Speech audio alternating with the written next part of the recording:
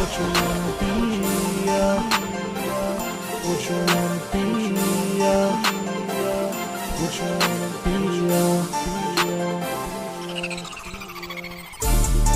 I'm like, now baby, what's it gonna be? Are you tryna link up and roll my weed? Are you tryna link around a quarter three? Is you sipping any? Are you 17? Swear you and your feelings is a LUV. Tie me like a model in a CMG. Shorty blow my phone like it's TNT. But baby, I don't really need ya. Baby, I don't really need ya. Tie me like a model in a CMG. Baby, hold it down like it's POP. Riding in that Bentley or that Bentley B. Fuck the Bentley B, I'm in that limousine. Fuck the limousine, I'm in that Lamborghini.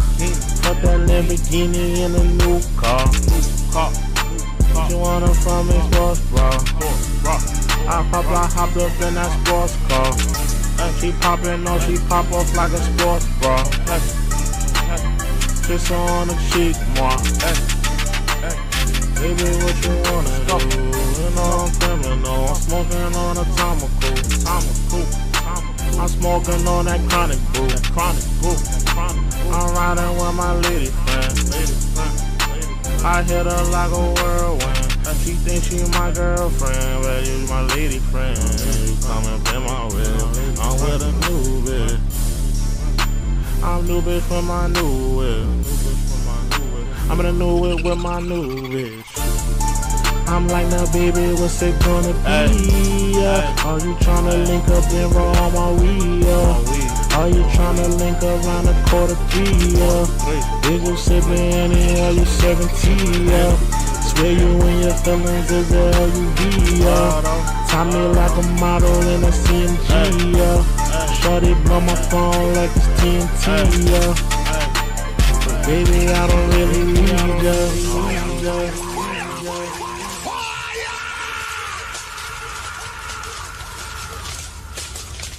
I'm in the building, y'all. I'm not your homie, I'm the one and only macaroni. I'm in the building. Give me 1 second, y'all. We got a lot to go through tonight. I'm in the building. trueandlivin, I'm in the building. Give me 1 second. I'm about to put myself on the screen. I'm about to put my beautiful self on the screen. Give me 1 second, y'all. Voila. I am here. I'm in the building, y'all. trueandlivin, I'm in the building. Excuse me. Let me say it again. I'm not your homie. I'm the one and only macaroni. Listen. Hope you guys are enjoying your weekend. Today's topic, Michelle Obama, disrespected Stephen A. Smith. If you don't know, she was on her podcast. I don't know the name of her podcast. I got to find out the name of her podcast. But she was on her podcast, and she disrespected the sports journalism that Stephen A. does. She compared the sports journalism that Stephen A. does on ESPN, First Take, the #1 sports debating show. I think there's no, I don't think there's any debate on that. But she said that show is like watching The Real Housewives of Atlanta.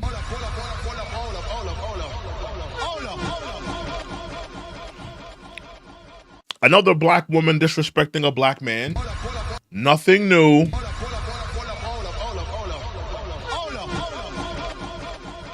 I mean, I just don't get it. I don't get it. But you know, Michelle Obama disrespected Stephen A. Smith. She disrespected him. You know, comparing what he does, and he's been doing it for so long. He's been doing it for a very long time.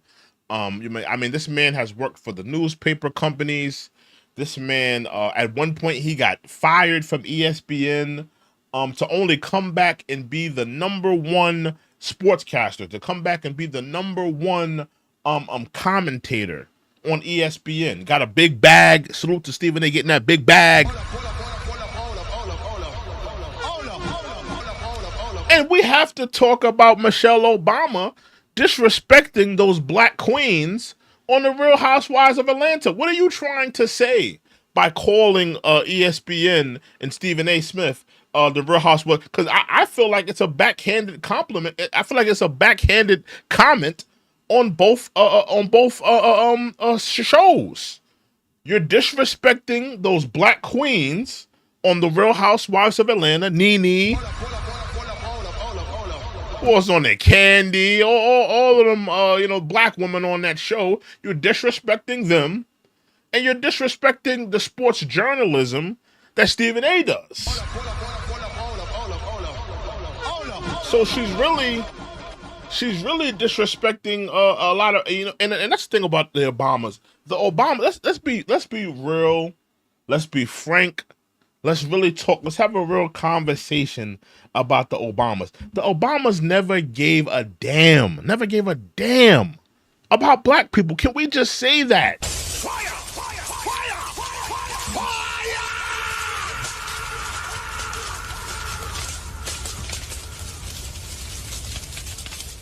The Obamas never gave a damn about black people. Never gave a squirrel fart. They never did anything for black people. And you can see it in the way they talk. Remember, this is Barack Obama's wife. She's on this podcast disrespecting those black queens from the Real Housewives of Atlanta. Salute to Nene. Salute to Candy. Those are all them women on the Real Housewives of Atlanta disrespecting those black women. ESPN is like watching the Real Housewives of Atlanta. What are you trying to say about those women? And why are you disrespecting Stephen A? He's an articulate man. He's great at his job. He's a great commentator. What are you trying to say? Why are you trying to disrespect this man who's doing his job? He's doing a great job in terms of being a sportscaster, sports commentator. So let's play Michelle Obama's comments about ESPN. And we also have Stephen A. Smith. He also had a retort, a rebuttal, if you will, to her comments. So let's play Michelle Obama's comments first. I listen to ESPN for an hour. It's like watching the Real Housewives of Atlanta. What are you trying to say about those black women?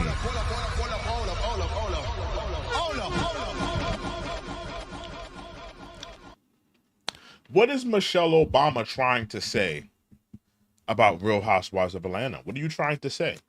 Are you trying to say that the black women that are on Real Housewives of Atlanta, are you trying to say that they're ghetto? Are you trying to say that they are coonish? Are you trying to say that those black women are beneath you?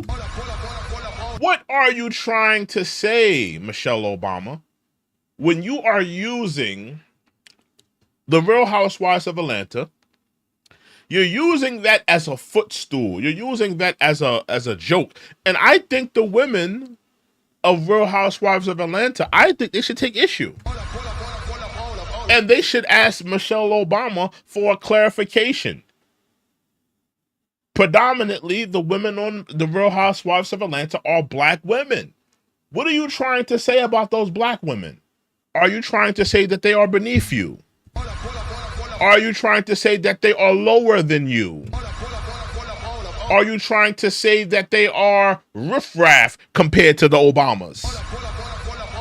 When you are disrespecting the Real Housewives of Atlanta, I want to know what's the budding joke. What are you trying to say by comparing what Stephen A. does, on which he does a great job, and it's sportscasting. It's not, any type of ghetto riffraff. It's not any type of. He's commentating on what's happening in sports. Whether somebody gets traded, whether somebody misses a 3-pointer, at a buzzer beater, whether somebody misses a touchdown, whether somebody wins a game, loses a game. He's commentating on sports. He's reacting to sports, giving his commentary, giving his thoughts, and doing a damn good job at it as well. So what are you trying to say? Because she's really disrespecting both audiences. She's disrespecting the black women that watch the black women that watch Real Housewives of Atlanta. She's disrespecting them. Salute to Casualty. Salute to Casualty. I see you in there. Salute to y'all. Make sure you hit that like button. Hit that like button. Hit that subscribe button. Hit that like button. Hit that subscribe button. But she's really disrespecting both audiences when she's saying that the Real Housewives of Atlanta is like common ghetto riffraff, and she's saying, well, the people who watch ESPN and the people who watch Stephen A. Smith, they're common ghetto riffraff too. They're beneath me.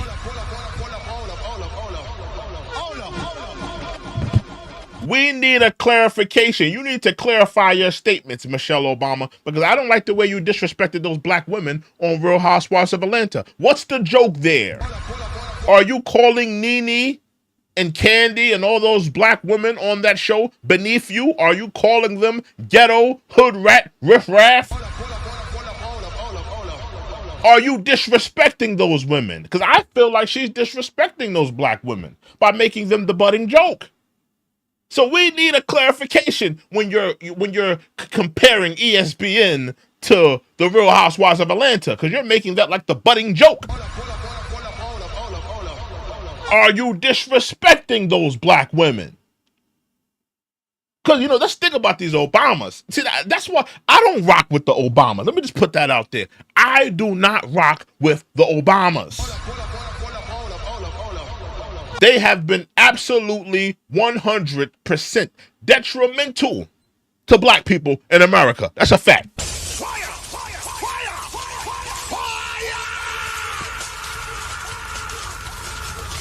They have been absolutely detrimental to the advancement of black people in America. The Obamas sat in the White House for 8 years. Did nothing for black America. No reparations bill. No hate crime bill. Nothing done on a political level.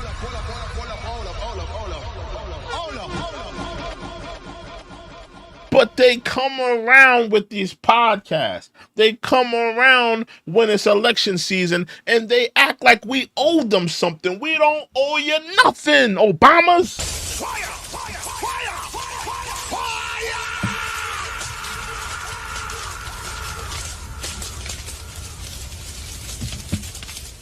We don't owe Michelle Obama nothing. We don't owe Barack Obama nothing. You sat in that damn White House, you did nothing for black people. You got nothing done for black America. We don't owe you nothing.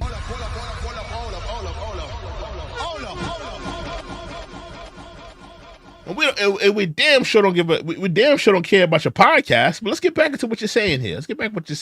And I want to know, because I believe Nene, Candy, all of the black women on that show, they should ask Michelle Obama for an explanation and a clarification. What are you trying to say? Are you trying to say that the black women that are on that show are beneath you? Are you trying to say that they are common ghetto riffraff? We need a clarification, Michelle Obama. I listen to ESPN for an hour. It's like watching the Real Housewives of Atlanta. What do you mean by that? Are you saying that those black women are beneath you? I want to know, because we can stop it right there. Somebody needs to reach out to Nene, reach out to Candy, reach out to all the black women that are on that show, and they need to ask Michelle Obama, what are you trying to say with this statement? Are you trying to say that we are beneath you? Are you trying to say that we are common ghetto riffraff, that we are unintelligent, that we are stupid, that we don't deserve respect, that we are modern day sleep and eat? I would love for her to clarify. I would love for her to explain herself with this, because you're disrespecting two audiences. You're disrespecting the women that watch that show, and you're disrespecting the people who watch ESPN. You're disrespecting both. But let's continue. I listen to ESPN for an hour. It's like watching the Real Housewives of Atlanta. Absolutely. I mean, Stephen A. Smith, he's just like every other he'd talk be a show great host. Real Housewife. He would be. Right. This man is a sportscaster. This man is a sports commentator. This man has worked his whole life to get to where he is today. And salute to Stephen A. People should aspire to be like Stephen A. Let me just talk for a little bit in terms of Stephen A. People should aspire to be like a Stephen A. Smith. Stephen A. Smith is a success story. A man who made something of himself. The man that worked for an all-American dream. A man who worked hard, dedicated himself to what he was doing, what he is. He's a success story. For you to take that and make it, to besmirch him, to belittle him, to denigrate his hard work, to put down his hard work. When in reality, all you are is the wife of Barack Obama. That's all we know you for. We don't know you for nothing else. We know you for being the wife of Barack Obama. That's all we know you for. For you to disrespect this black man, for you to disrespect his hard work at ESPN, his hard work as a sports journalist, shame on this black woman.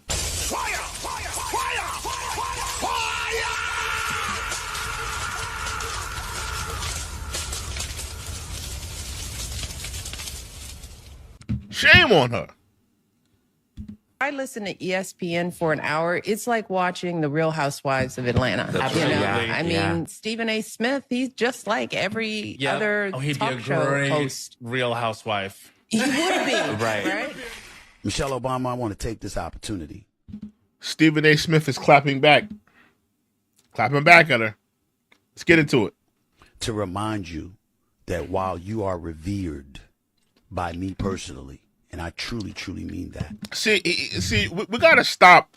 We gotta stop. With the compliments before the. Why is Michelle Obama revered, Stephen A? Respectfully, I'm just keeping it real. I'm not here to disrespect this woman. I'm not here to denigrate this woman. But why is she respected?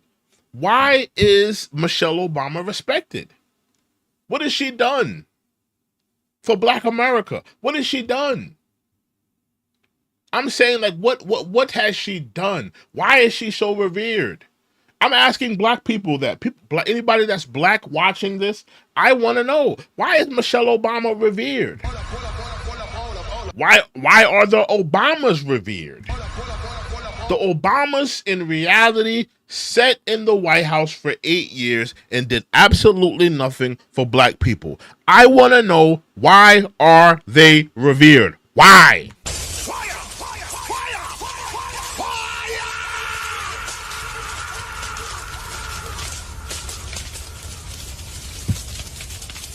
Somebody tell me. Somebody articulate to me. Somebody break it down. I don't understand why they are revered. They didn't put anything in place in terms of legislation. They didn't put anything in place in terms of helping bills. Obama could have went in front of Congress and talked to Congress about a reparations bill, about a hate crime bill. A lot of times people think that black people just thought, Obama, he's just going to sign things off. He's going to do executive orders and do things for black people. No, why didn't he use his voice to talk in behalf of Black America? Why? In reality, we owe nothing. We owe nothing to the Obamas. We owe nothing to them. We got you a first-class ticket to the White House. We kept you in there. We gave you all the culture currency. If anything, this has been a one-sided transactional relationship between the Obamas and Black America. We've done everything for them. And they've done nothing for us. Tell me if I'm lying. Tell me if I'm lying. Tell me if I'm lying.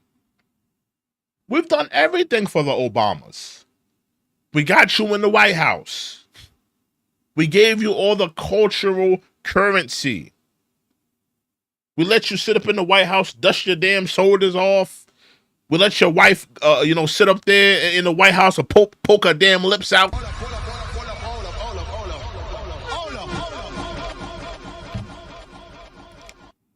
We've done everything for the Obamas. They've done nothing for us. Why are they revered? When you get past the first quote unquote black president, even though he's not a black president, he's really an African president who's slash Hawaiian. He's not a black president. He's not a black American, foundational black American president. He's an African. Let's get that correct. But when you get past that whole riffraff, when you get over that, because in reality, a lot of people they're just stuck on the tokenism. They're stuck on the tokenism. You want a black president, but you don't want him to do things for you. You don't want him to give you change. You don't want him to actually do something different than the other 45 other presidents that were in there. You just want the tokenism. You just want the look. But when you get past the whole black president thing, what did the Obamas really do? What did black America benefit from an Obama administration? What did we benefit from it? We did not benefit anything. Fire! Fire! Fire!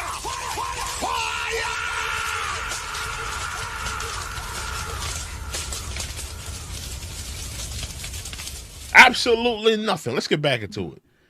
With the greatest sincerity, I'm still a bit salty at you. As he should be.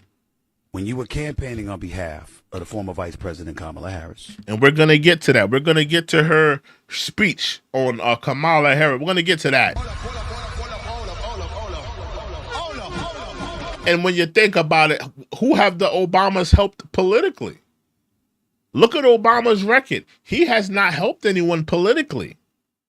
Barack Obama has not been able to put someone in position by way of his celebrity, by way of his his political record, by way of what he's done in the White House. He has not been able to use his influence to get someone in position in terms of the Congress, in terms of politically, the mayor seat, a governor. He has not been able to use his political influence to help people.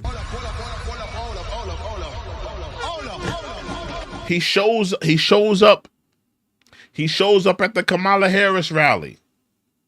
It doesn't translate.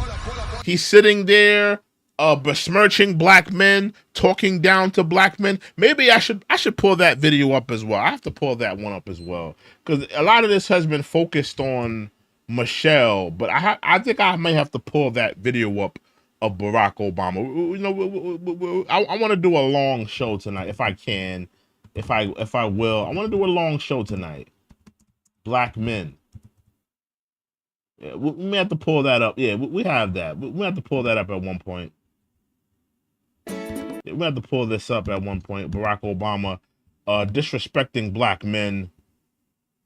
We're going to have to pull that up at some point in terms of this conversation. Yeah, we'll leave that right there. We're going to get back to that. Let's get back into the Stephen A. Situation, what he's talking about. Let's get back into it. Who I'll get into in a minute, by the way. And you were giving a speech. I believe it was in Detroit, if I remember correctly, but I'm not sure. It was in the middle of the day. It was carried live. You said a vote for Trump was a vote against you and a vote against y'all as women. I want to state for the record, I took major offense to that. Black men don't just love our black women. We revere y'all. You've practically raised most of us. Think about the most hardcore individual you can find who is a black man from the streets of America. If there is one person who can walk up to him and slap him silly and get away with it, it's his mama or his grandma. It's who we are. And to say what you said back then, I think to this day is the only thing that I didn't like that you said. I didn't appreciate it. Because there's so many things that go into deciding where your vote is going to go. For some people, it's all about the economy. For others, it's all about national security. That's the thing with these Democrats. They try to galvanize you. They try to galvanize you. And I'm not going to just say it's only the Democrats, but they try to galvanize you. If you vote against Kamala, you're voting against women. You're voting against black women. When in reality, you're going for the voting booth. You're not going in the voting booth for that. You're going in the voting booth because there's over 1 million people that have crossed the border. Undocumented.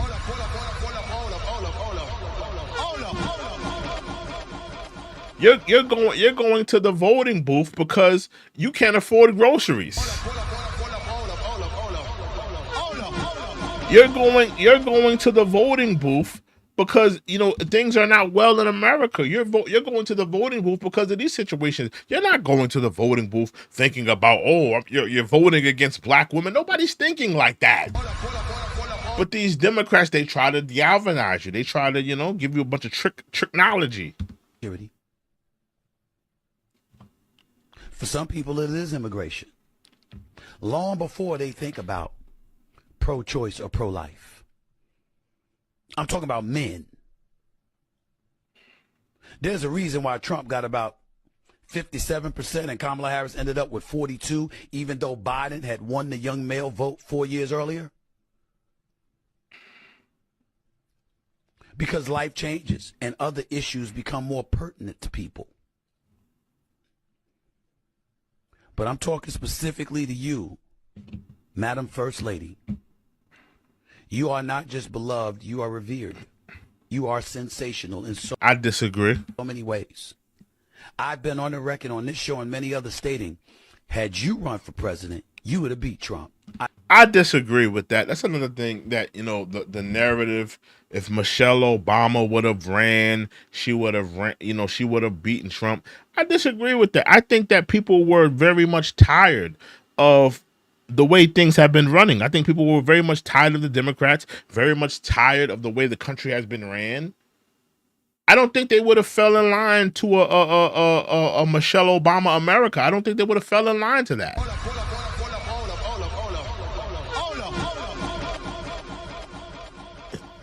I don't think they would have fell in line to that. I don't think they would have fell in line to that at all. But let's continue.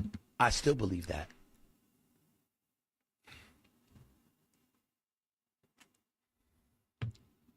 So that's what Stephen A had to say. Now I just want to go down the rabbit hole because this was when the Obamas decided to endorse Kamala Harris for president. Y'all remember this when she was on the phone and she thought she was gonna win, didn't she?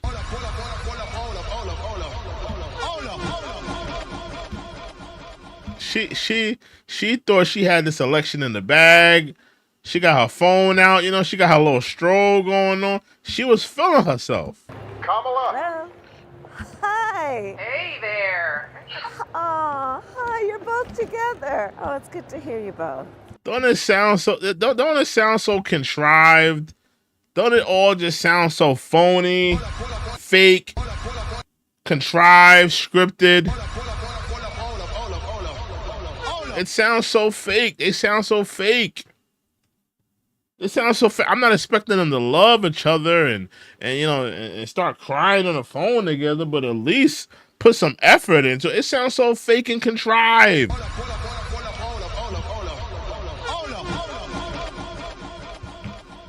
It sounds very fake and contrived to me.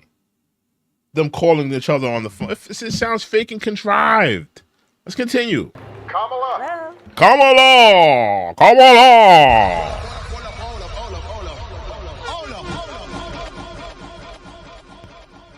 Kamala!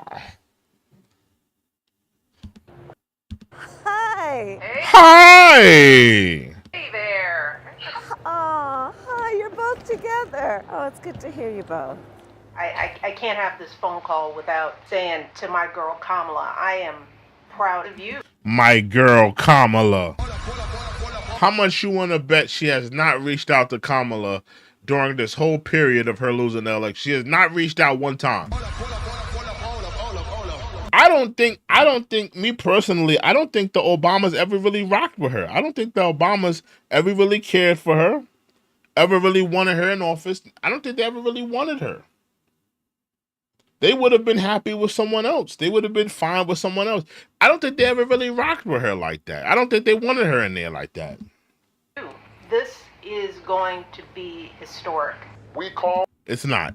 to say Michelle and I couldn't be prouder to endorse you and to do everything we can to get you through this election and into the Oval Office. Oh my goodness. And they failed.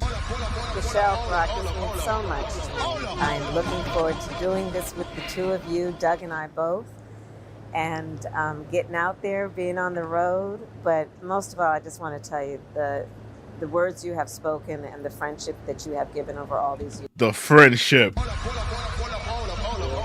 Be more than I can express. So thank you both. It means so much. And we're going to have some fun with this too, aren't we? And we all know how that election went. You know, she got beat viciously in the polls. A historic landslide victory for Trump. We all seen it. We all seen it coming. We all seen it coming a mile away. Salute to the people in the chat. Let me go in the chat for 1 second. You know, I see people in the chat. Somebody said hi. Hey, what's up? What's up? What's up? What's up? We're doing a vertical live today, so I'm out here just talking about what I'm talking about. You know, salute to everybody in there. You know, salute to people in there. Who else is in here? Somebody said she's cool regardless. There's nothing cool about Michelle. Michelle's a clown. Michelle Obama's a clown. The Obamas are a clown. You know, they've never done anything for black people. They're all clowns, bro. Salute to homie right here. He says, remember, she faked the call in front of her fans. They found she was in the camera app. That's a fact.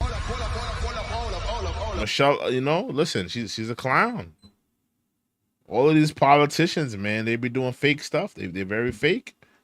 Let's get into Michelle Obama's speech endorsing Kamala. She endorsed Kamala Harris. Let's get into her speech. Let's get into her speech. Let's get into her speech. I want to play this speech because I just want to show you the job that the Obamas did for Kamala.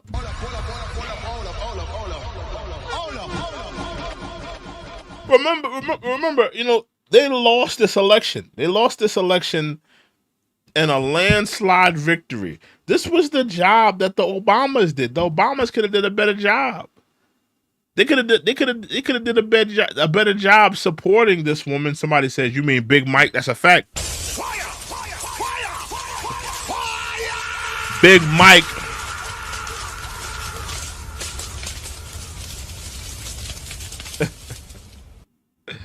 Big Mike. Let's play Big Mike's speech endorsing Kamala Harris. I just want to show you the job that they did. They did a terrible job endorsing her.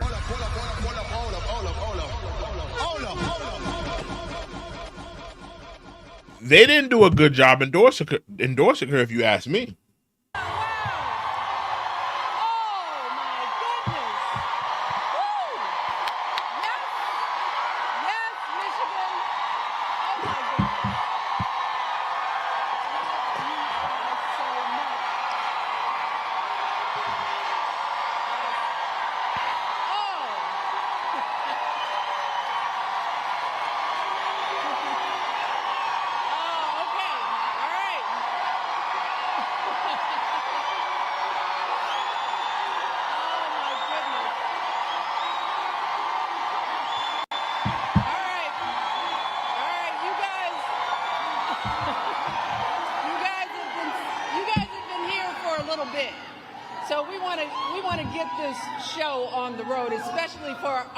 Standing here in the mosh pit. Hang on there. I love you.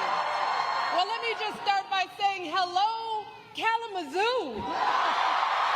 They had her all the way out in Kalamazoo. Why wasn't this mammy in New York City? Or one of the swing states? Why they got you out in Kalamazoo? Or should I say Kamalazoo? Who is ready to elect the next president of the United States? Kamala Harris. Not Kalamazoo. Not Kalamazoo.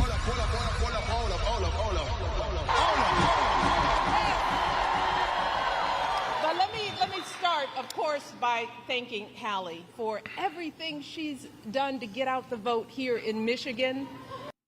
Let me guess. You're thinking about going to therapy. And as Give me 1 second. Anybody think about going to therapy? 1 second here. You got this. But most of all, I want to thank all of you because, 100 years old, no. Oh my goodness. You look amazing. I bow down. Doesn't it feel good to be together? I mean, it feels so good. I haven't done this in such a long time. It feels good to see how strong, how hopeful, how energized, how organized we all are.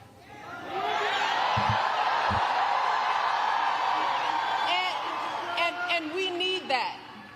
We need all of you because right now, as you know, this race is close. It's too close for my liking.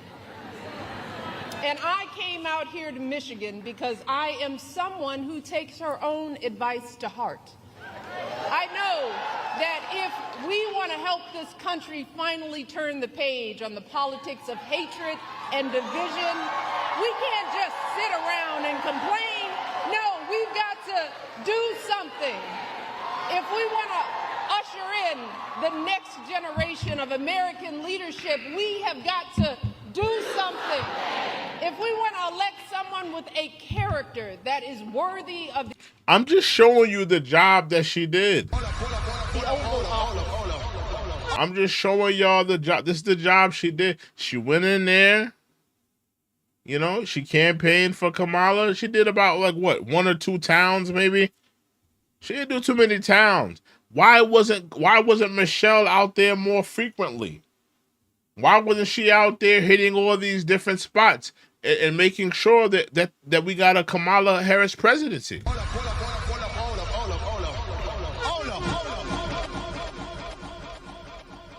Did the Obamas do enough? Someone with the strength of heart to guide our country to a better day. We have got to what? And that someone, of course, is my dear friend Kamala Harris. Your dear friend Kamala. You ain't never had dinner with Kamala. You ain't never sat down and had a coffee with Kamala. Your dear friend. Such cap.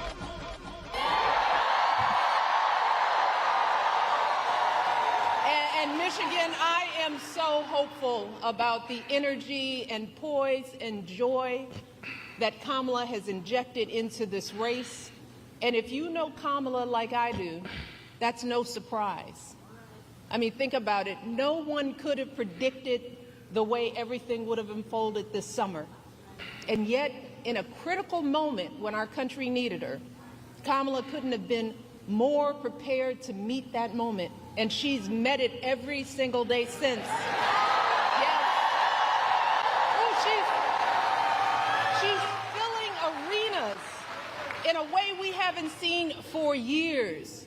She's building a remarkable campaign in record time, dominating her opponent so thoroughly in the debate, he was too scared to face her again.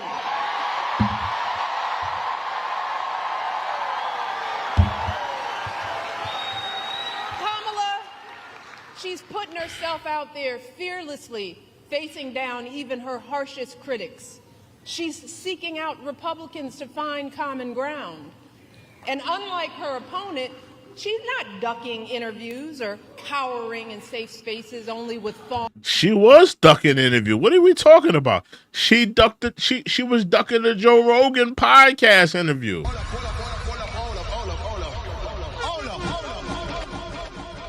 She refused. She refused to sit down with Joe Rogan for 3 hours. What are you talking about? She wasn't ducking it. She refused to sit down with Joe Rogan for 3 hours.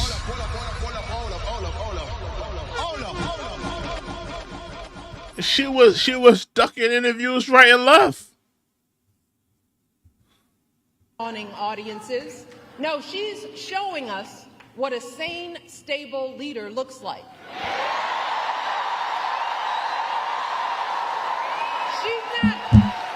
She's not losing her train of thought or stumbling over her words, and she's doing it all with vigor and with grace. That's because Kamala Harris is a grown-up.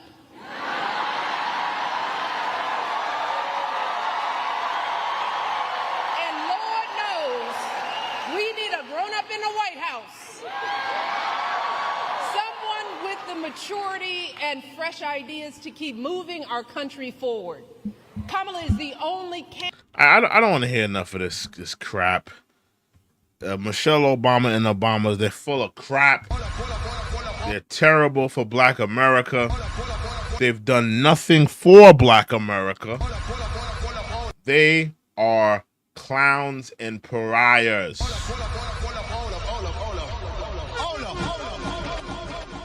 Make no mistake about it. Listen, guys, I'm going to end off the show here. It's been real. I just want to talk about, Michelle Obama, clapping at Stephen A. Smith, rather, and, saying what he said. But listen, guys, make sure you guys let me know what you guys feel about this video.